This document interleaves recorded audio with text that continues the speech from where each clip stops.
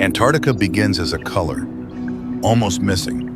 White snow, pale sky, dark water, and silence that feels physical. A continent without cities, without roads, without trees, only ice, rock, and wind. The first approach is always humbling. A moving ship becomes a small line in an enormous blank page. Sea ice appears in fragments, then in plates, then in fields that lock together like broken porcelain. Each floe carries its own history, scratches, ridges, and pressure lines, all shaped by seasons of freezing and release. On the horizon, the first land often looks unreal. Nunataks, black mountain peaks, rise through snow like islands in a frozen ocean. No gentle slopes, no soft edges. Everything is cut and sharpened by cold. Blue shadows fall across ridgelines.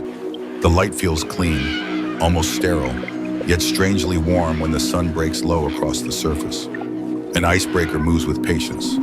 Steel meets ice. Ice splits. The wake closes behind like a zipper. Deck rails gather frost. Rigging clicks lightly in the breeze. A slow vibration travels through the hull as the ship pushes forward, and the sound becomes a steady heartbeat. Engine hum. Ice crackle. Distant groan. Near the bow, small details start to matter. A thin glaze of new ice on seawater. A loose drift of snow skimming across the deck. A faint shimmer where sunlight turns sea spray into glitter for a second, and then it disappears. In Antarctica, scale is never a background. Scale is the subject. A single iceberg can feel like a mountain range. A single bay can hold more ice than an entire coastline elsewhere.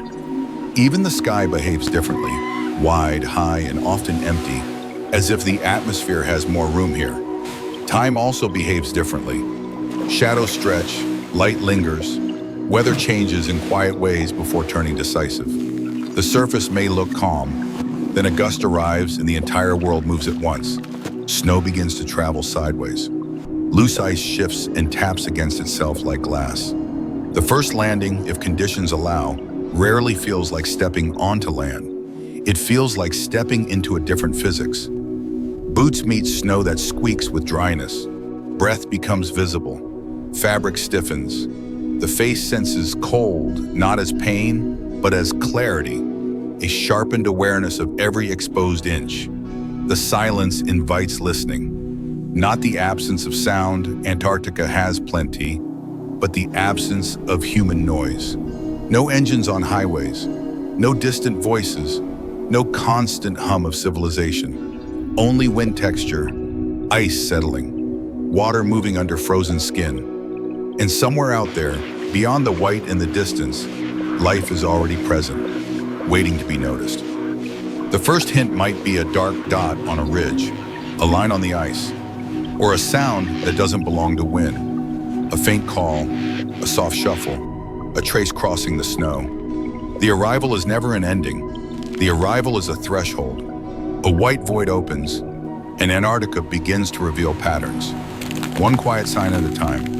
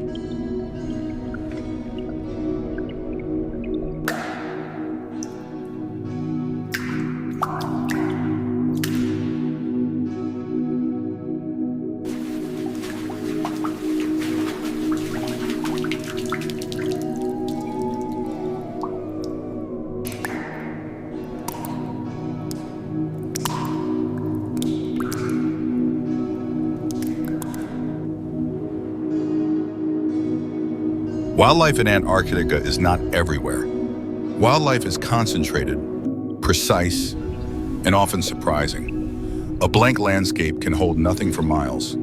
Then suddenly signs appear, tracks, stains of guano, a cluster of shapes moving with purpose. At sea, the first living presence often arrives as sound. A distant exhale, a brief hiss, a soft blow rising into cold air and turning instantly into mist. The ocean feels darker here, heavy and deep. Sea ice drifts on top like floating continents, splitting the surface into lanes of open water and frozen plate. A whale blow appears, then vanishes. A fin cuts the water and leaves no trace. A shadow passes under thin ice, and the mind tries to understand size in a place with no familiar reference. The Southern Ocean is not just water.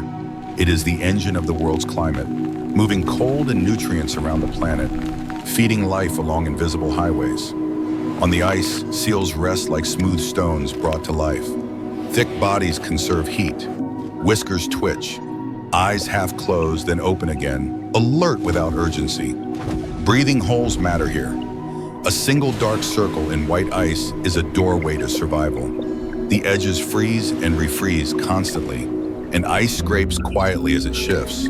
Birds appear as punctuation marks in the sky, small, fast, and purposeful. Occasionally, a larger silhouette glides across a ridge, riding air currents that feel stronger than anywhere else. Feathers and fur are not just coats. They are engineering.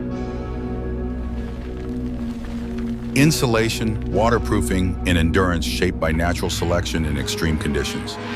Then comes the true scale reveal, ice cliffs. A glacier front rises like a wall, striped in blue and white, cracked and layered. Snow dust falls in thin curtains. The surface looks solid, but it is always moving. A glacier is a slow river of ice. It flows by gravity, centimeter by centimeter, year after year, pushing toward the sea. In the quiet, subtle noises become dramatic. A low groan from deep inside the ice, a sharp snap like a distant rifle crack, only ice settling, releasing tension. Tiny avalanches of powder sliding down a face, pebbles and grit raining from a crevassed lip. The soundscape is delicate but constant. Light transforms everything. Under flat cloud, the world turns monochrome. Under sun, Antarctica becomes a gallery of blues. Blue shadows, blue cracks, blue ice, blue reflections. The most vivid blue often appears where air has been squeezed out, where ice becomes dense and ancient. It looks like stone, but it is water, locked in time. Along the edges of sea ice, patterns form. Pressure ridges, jagged like shattered plates stacked and frozen. Some ridges are tall enough to cast long shadows and create these small canyons of wind. Snowdrifts collect on the leeward side, sculpted into waves and cornices. Life adapts to these shapes. Animals choose routes that minimize energy. Movement becomes economical. Rest becomes strategic. Every decision is a balance between exposure and access, wind shelter versus food, distance versus safety, stillness versus opportunity. Antarctica teaches a different way to look. A distant dot can become a colony. A thin line can become a highway. A single blow can hint at a massive body traveling beneath dark water. And as wildlife becomes clearer, another truth settles in. This continent is not empty. This continent is simply quiet, and the quiet hides motion.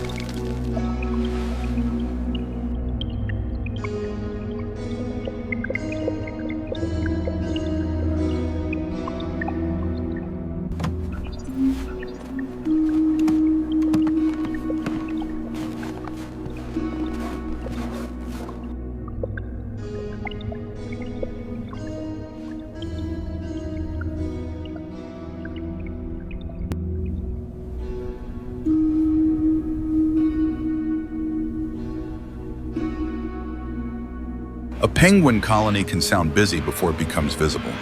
A low chorus carries on the wind, calls, replies, small arguments, and constant movement. Against the vast white, the colony looks like a living constellation. Black backs, white bellies, pale yellow patches near the ear, and breath that hangs as frost in the air. Emperor penguins are built for this. Dense feathers trap warmth. Bodies stand upright to reduce exposed surface. Feet take short steps, saving energy.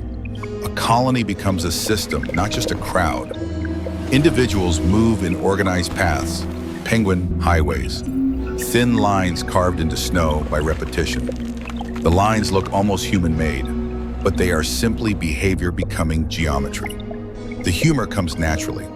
Awkward waddles, sudden slips, a penguin pausing as if confused by the horizon, a tiny shake that sends snow dust from feathers like glitter. The colony feels like a city, busy, noisy, full of personality. But Antarctica never stays only playful. Risk arrives quietly. Wind shifts, temperature drops, a cloud bank thickens, snow begins to sting the face. The colony tightens into a huddle, a living spiral that rotates slowly so each penguin takes a turn on the outside and the inside. The movement is subtle, almost impossible to notice at first, then the pattern becomes clear. Communal survival in motion. Chicks, when present, transform the scene. Fluffy gray bodies press close for warmth. Small feet try to match adult steps. A chick's call rises above the colony noise, high and insistent. Feeding becomes careful. Adults recognize offspring by sound in a crowd of thousands. A miracle of identity in chaos. The colony's location is not random. It is chosen for shelter, distance from the sea, instability of ice. Yet even stable ice changes. Cracks appear like thin handwriting across white. Pressure ridges rise. Snow bridges form over gaps. A route that looked safe yesterday can become risky today.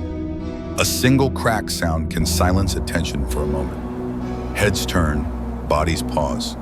The ground does not move dramatically, but the mind remembers that ice is not land. Ice is a platform, always negotiating with water underneath. The edge of the colony often tells the story.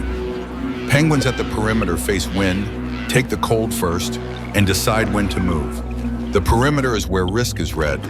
The center is where warmth is held. Sometimes the risk comes from weather, sometimes from distance. A penguin leaving the colony to reach the sea must cross open snow, navigate ridges, and find stable paths. The journey looks small on camera, but in real scale it is long, cold, and costly in energy. At the shoreline, another shift happens. The colony meets the ocean. Water is food and danger. The sea ice edge becomes a threshold with its own rules. Penguins gather, hesitate, and then suddenly one jumps. The first leap breaks the tension. A chain reaction follows. Bodies splash into dark water, and the colony's rhythm changes from walking to swimming. Underwater, penguins become streamlined and fast, arrows of black and white. Above water, the surface closes again, calm and indifferent. The penguin story is often told as cute. Antarctica corrects that gently. The colony is cute, and it is also resilient, a living community built around timing, movement, and cooperation. And out beyond the colony, weather keeps gathering, a reminder that humor and risk share the same landscape, separated only by wind direction.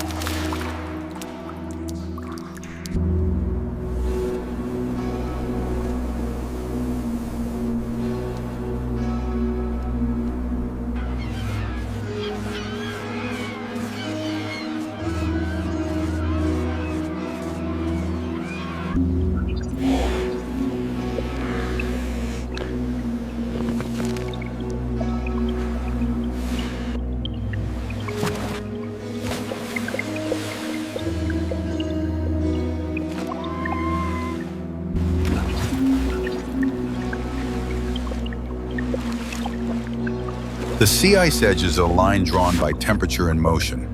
On one side, solid white. On the other, dark water, shifting and breathing.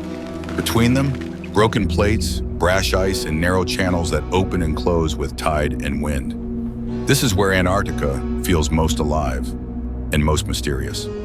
Weddell seals rest on the ice like heavy commas in a sentence. Thick gray fur, mottled patterns, whiskers catching frost.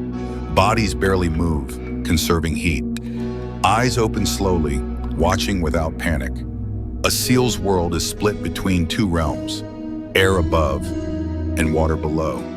The breathing hole is everything. Each exhale sends mist into the air, then disappears. Around these holes, the ice tells stories. Scratches from claws, polished edges, thin new ice forming like glass, then breaking again. A soft, repetitive sound carries across the surface. Ice shifting, rubbing, tapping. Nothing is loud, but everything is present. Out in open water, whale blows appear like punctuation in fog. A tall column of mist rises, drifts, and vanishes. The whale itself may remain hidden, a dark mass beneath the surface.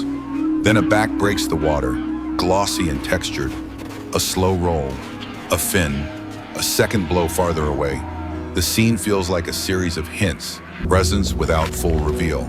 Humpback whales bring scale to the ocean. Dark skin, knobbly heads, broad tails that lift like doors opening to a different world.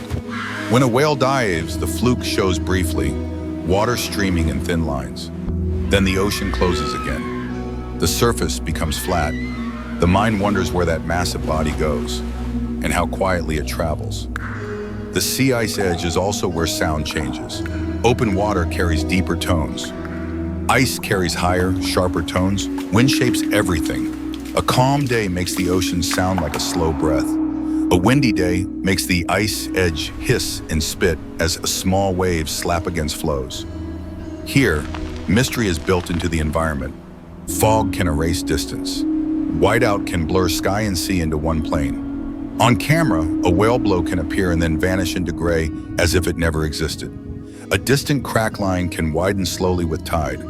A flow can rotate, shifting the entire geometry of the scene without warning. Life follows these changes. Birds circle above the edge, scanning for movement. Seals choose positions where the hole remains open. Whales navigate through leads, long channels of water between ice plates. These leads can be thin as a street or wide as a river. They can last hours or minutes. Occasionally, the ocean offers a sudden spike of drama, still safe, still natural, but intense. A whale breaches once, throwing a body into air and landing with a heavy splash that echoes off ice cliffs. The surface shudders, the sound rolls outward.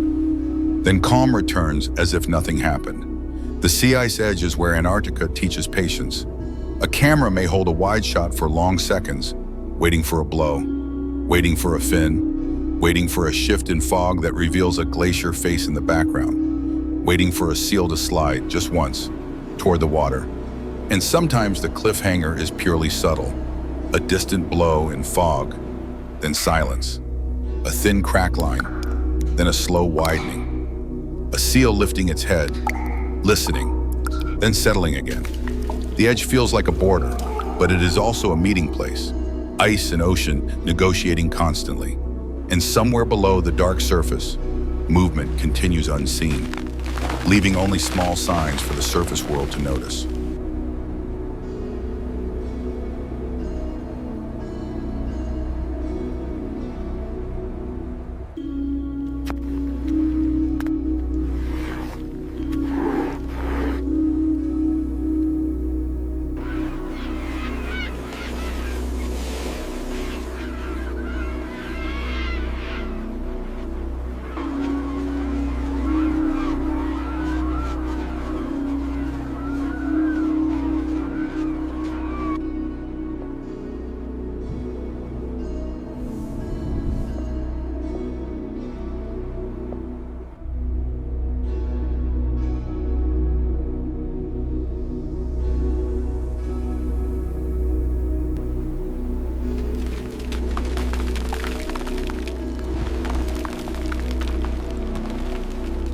Blue ice caves do not feel like caves. Blue ice caves feel like architecture made of light. The entrance is often modest, a low arch, a shadow under a ridge, a simple opening in a wall of ice. But inside, color shifts dramatically. White becomes sapphire.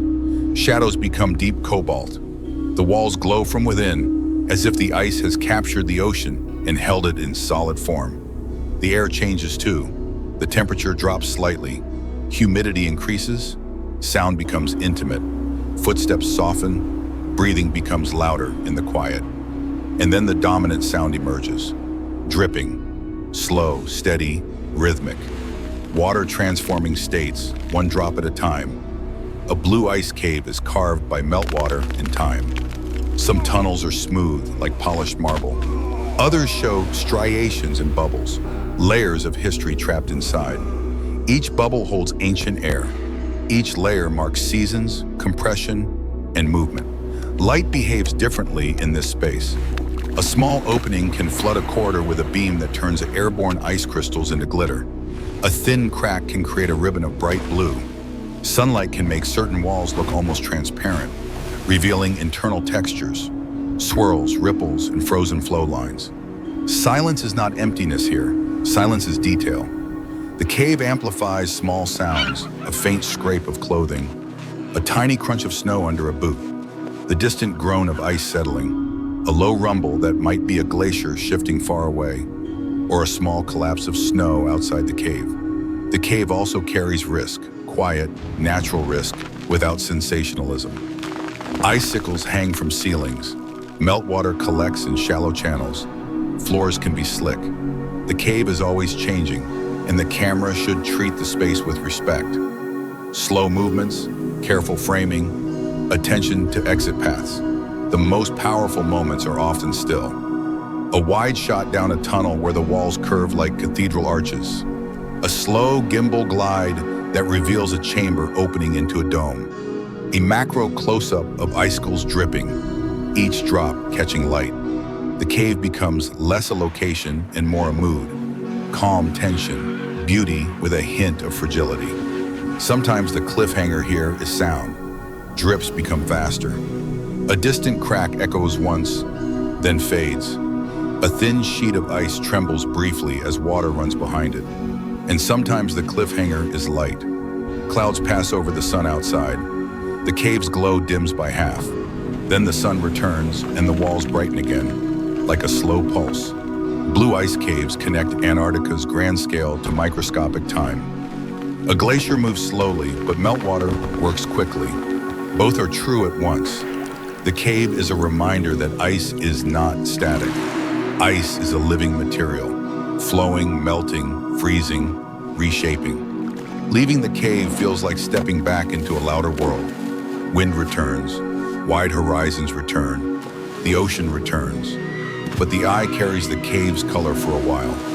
Blue shadows on white snow, and a memory of silence that felt like a room. And somewhere behind, deeper inside the ice, the dripping continues. Quiet, steady, hinting at change that never stops.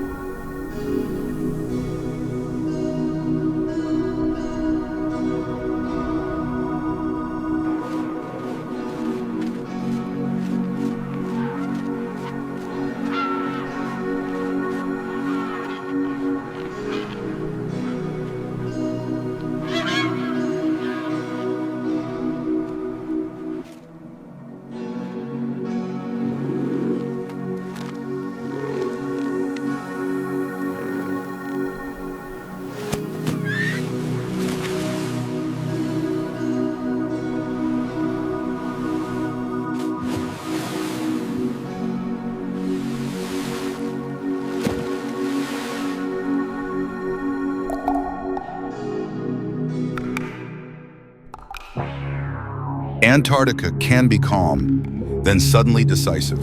Katabatic winds are gravity made visible. Cold air forms over high ice plateaus, becomes dense, and then pours downhill. When it arrives, it does not negotiate. It sweeps snow into sheets and turns calm air into pressure.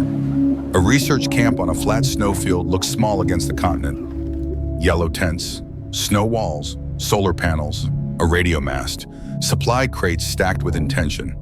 Everything is designed for function, because function is safety in extreme weather. In still conditions, the camp feels peaceful. Fabric flutters lightly, ice crystals sparkle. Footprints appear crisp and sharp. The horizon looks endless. The only sounds are soft. A faint flag snap, a quiet creak from a tent pole, gentle steps in dry snow. Then the wind begins. At first, it is only a change in texture. Snow starts to move across the surface in thin ribbons. The air becomes louder. A steady hiss builds. The wind picks up loose powder and sends it sideways, erasing footprints almost as quickly as they appear. Tents strain, guy lines tighten, fabric snaps, poles flex. A camp becomes a system under load. Snow, walls matter, anchors matter. Every knot matters. Logistics is not glamorous here, but it is compelling. A close-up of a gloved hand tightening a line, a wide shot of tents bending slightly, a medium shot of snow piling against walls. These are the scenes that make Antarctica real. Katabatic winds also reshape the landscape. Drifts form instantly. Cornices build on ridges. Visibility collapses. The world becomes a gradient. White above, white below, no clear boundary. A camera lens can catch snow streaks like static. A handheld shot can feel more visceral, but even in wind, movement should stay controlled and documentary real. The soundscape becomes intense, but not chaotic. Wind dominates, a low roar, a constant pressure, occasional sharper snaps when a line flaps or a tent seam catches a gust, the sound of ice grains hitting fabric, the subtle vibration of equipment. Even the air seems to have weight.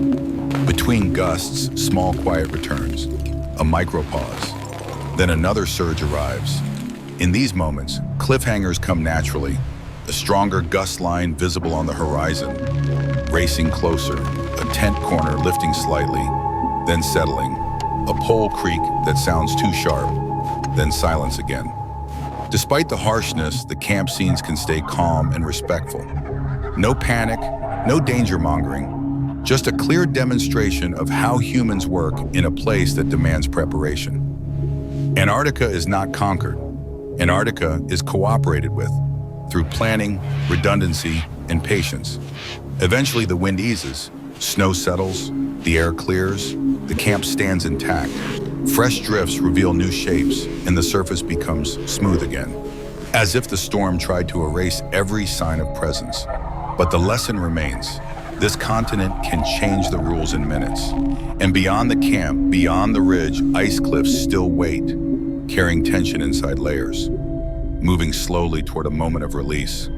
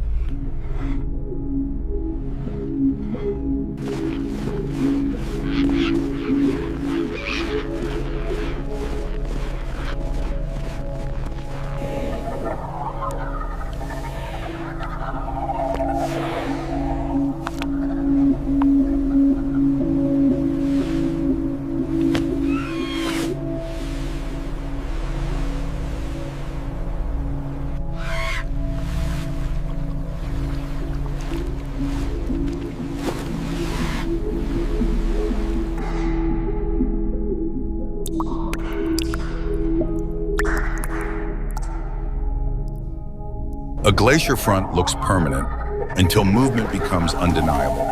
The face stands high above dark seawater, striped in blue and white. Deep cracks cut down like scars. Ice dust falls in faint veils.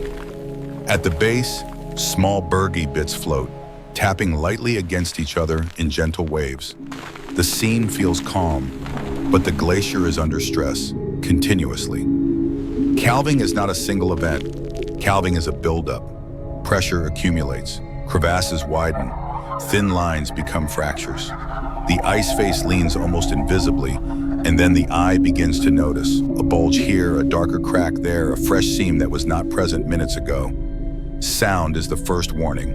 A low groan, deep and slow, then a sharper crack, echoing across water. The cliff does not move yet, but the sound suggests internal rearrangement. Ice is not silent.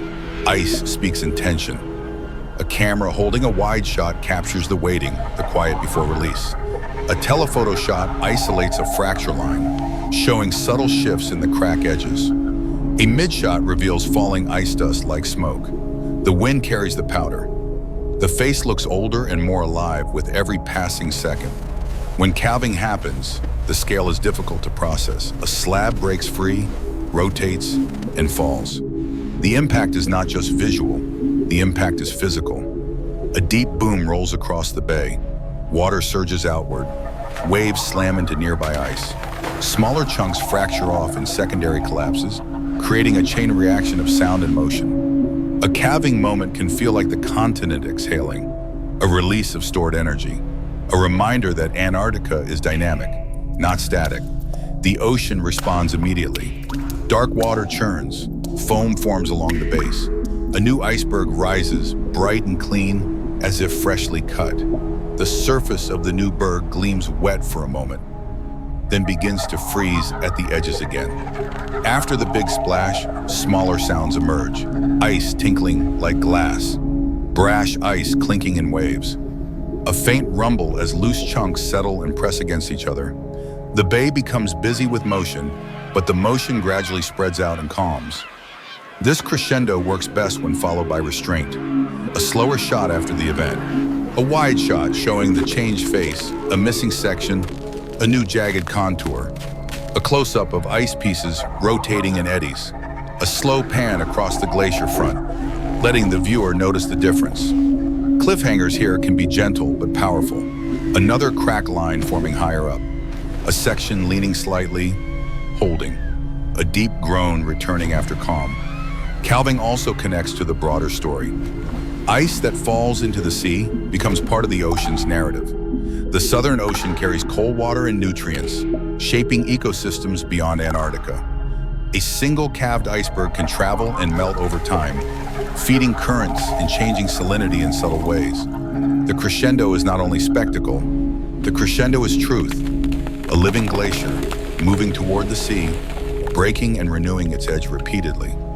And after the roar, silence returns. Different now. A bay filled with new shapes. A horizon that looks the same, yet is not the same.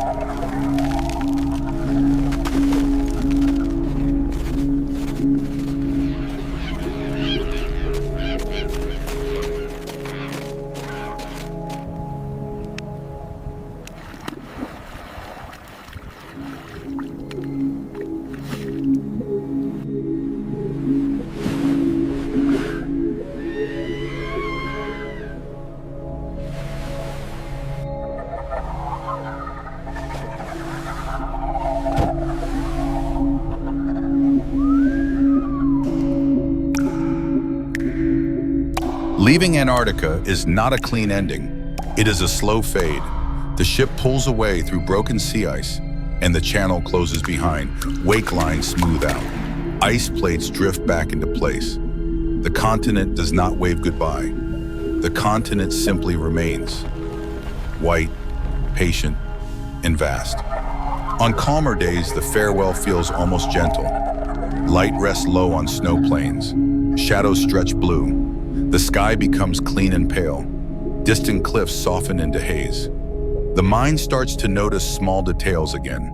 Frost patterns on metal, soft snow dust on a boot, a thin layer of ice forming along the waterline. Wildlife may appear one last time, briefly. A distant line of penguins crossing a ridge, a seal resting near a breathing hole, lifting its head, then settling. A whale blow on the horizon, mist rising, drifting, disappearing. These are not performances. These are glimpses, reminders that life continues here without an audience. Antarctica's power often lies in what is not present. No trees, no cities, no roads, no constant noise.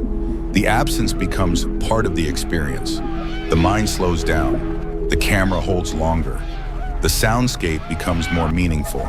Wind texture, water movement, ice taps, and the occasional deep groan from far away. The farewell is also a recap without editing tricks. Antarctica shows its key signatures again. Blue ice and shadow, jagged noon attacks cutting through snow, pressure ridges like frozen waves, ice cliffs with cracks that hint at future calving, Aurora sometimes appearing faintly above a black horizon, green ribbons shimmering softly, then fading like a breath. As distance grows, scale shifts again. The ship becomes smaller in the landscape. The cliffs become a line. The line becomes a shape. The shape becomes a memory. Aerial shots emphasize this. Drone pullaways that show the ship as a tiny mark in an endless field. Silence becomes the final message. Not the absence of sound, but the absence of human clutter. Antarctica feels like a place that resets perception. Ordinary landscapes start to feel busy after this. Ordinary noise starts to feel heavy. Here, quiet had space. A gentle cliffhanger belongs at the end, not as drama, but as curiosity. Antarctica does not finish. Antarctica continues. Ice moving slowly, storms forming, wildlife traveling, seasons turning. The continent remains the last silent continent, only in comparison to everywhere else. In truth, Antarctica is full of motion, just on a different clock. The horizon fades and a few lights on deck glow against gray-blue twilight. Frost gathers again. The wake stretches behind like a soft path that will disappear by morning. And somewhere far behind, beyond the last visible cliff, a glacier groans softly in the night, promising change that never stops.